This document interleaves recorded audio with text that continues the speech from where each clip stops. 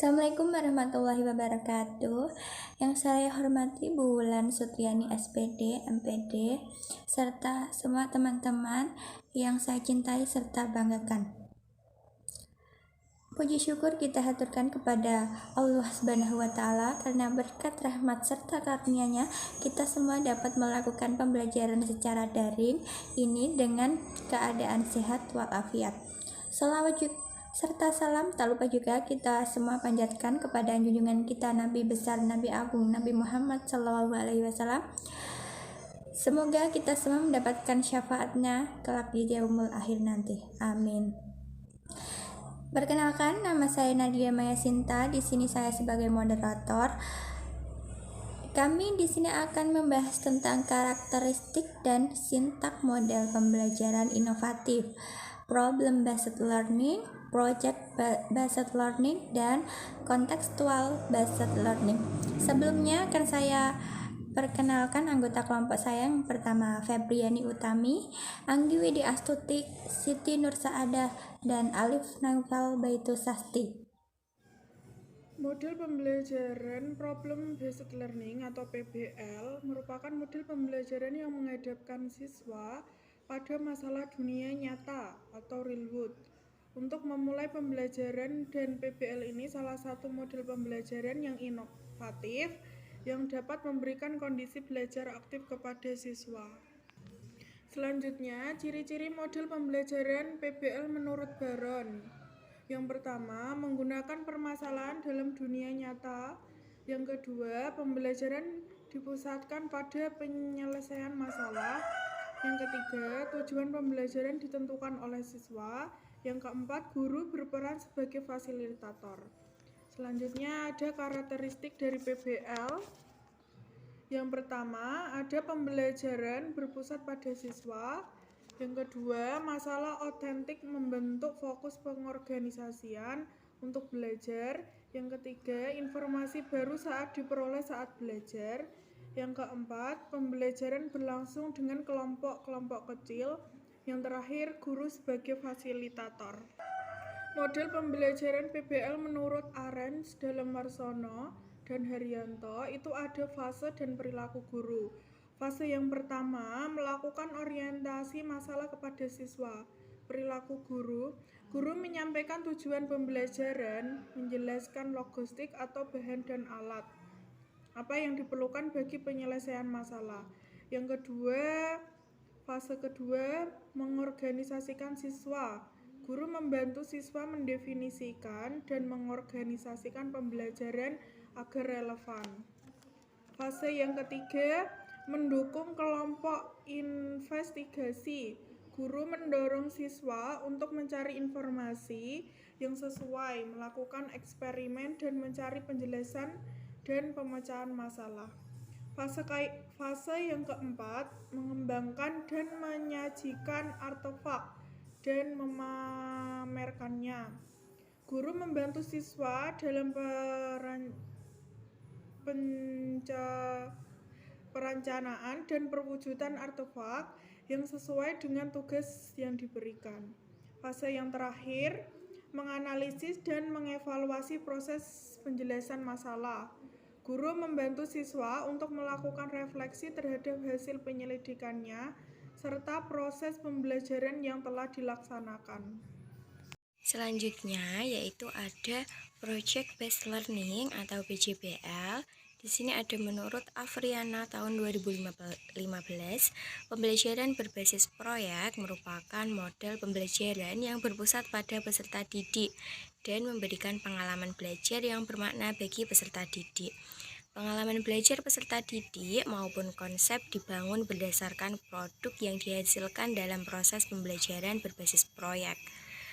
Nah, di sini juga ada karakteristik materi yang sesuai dalam penerapan model project based learning ini.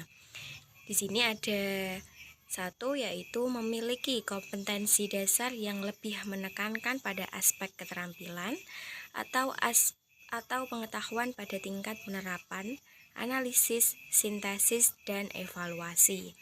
Selanjutnya ada yaitu dapat menghasilkan sebuah produk dan juga memiliki keterkaitan dengan permasalahan nyata atau kehidupan sehari-hari.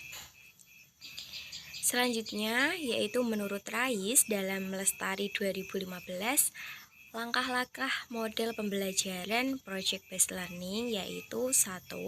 Membuka pelajaran dengan suatu pertanyaan yang menantang. Yang kedua, merencanakan proyek atau design a plan for the project. Yang ketiga, yaitu menyusun jadwal aktivitas atau create a schedule. Yang keempat, mengawasi jalannya proyek. Yang kelima, penilaian terhadap produk yang dihasilkan. Dan yang keenam, yang terakhir, evaluasi. Baik, selanjutnya saya akan menjelaskan mengenai CTL atau Contextual Teaching and Learning. Jadi, menurut Nur Hadi 2003, CTL adalah konsep belajar yang mendorong guru untuk menghubungkan antara materi yang diajarkan dengan situasi dunia nyata, dan juga mendorong siswa untuk membuat hubungan antara pengetahuan yang dimilikinya dan penerapannya dalam kehidupan sehari-hari. Pengetahuan dan keterampilan siswa diperoleh dari usaha siswa mengkonstruksi sendiri pengetahuan dan keterampilan baru ketika ia belajar.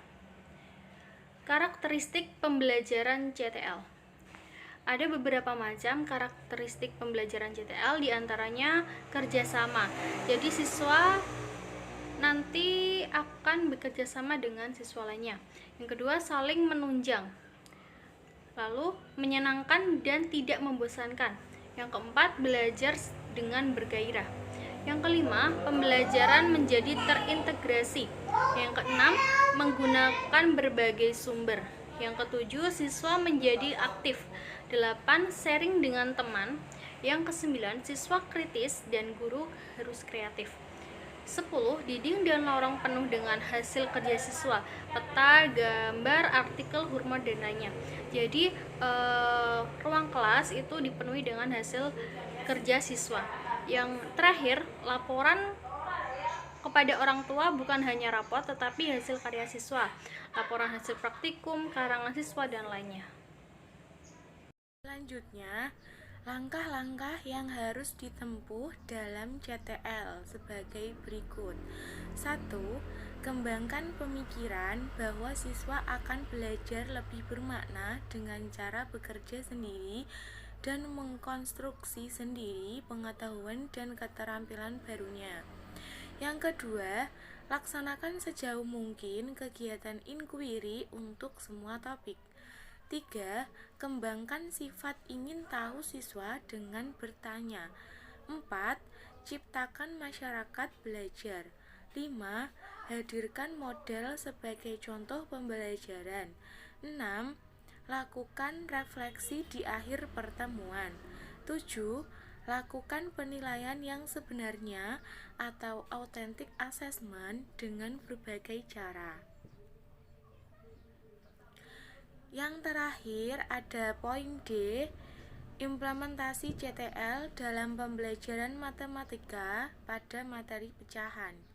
Yang pertama, menemukan materi yang dipelajari dan menghubungkannya dengan situasi kehidupan nyata sehingga mendorong siswa untuk dapat menerapkan dalam kehidupan sehari-hari mereka.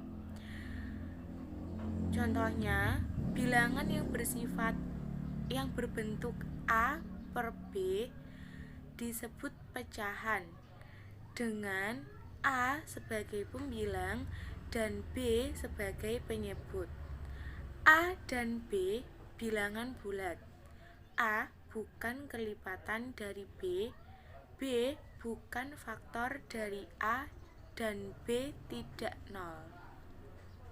Yang kedua, dalam kehidupan sehari-hari, pernahkah kamu melihat benda-benda yang telah terbagi menjadi beberapa bagian yang sama?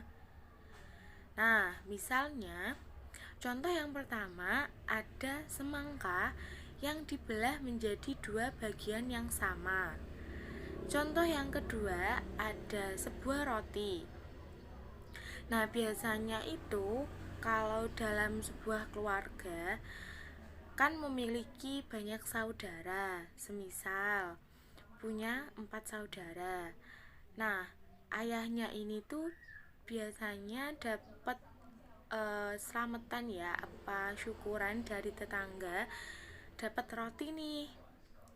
Karena memiliki saudara 4, sehingga satu buah roti tersebut harus dibagi menjadi 4 bagian yang sama kepada semua saudaranya. Karena dibagi kepada saudara-saudaranya keempat ini udah pasti harusnya adil ya, harus sama semuanya, nggak boleh ada yang lebih banyak, ada yang lebih sedikit. Nah, harus semuanya sama biar adil, sama rata. Nah, semua bagian yang sama itu berkaitan dengan pecahan. Demikian presentasi dari kelompok kami. Saya di sini mewakili kelompok 5. Mohon maaf apabila ada kesalahan. Semoga ilmu yang kita pelajari pada hari ini bermanfaat. Akhirul kalam. Wassalamualaikum warahmatullahi wabarakatuh.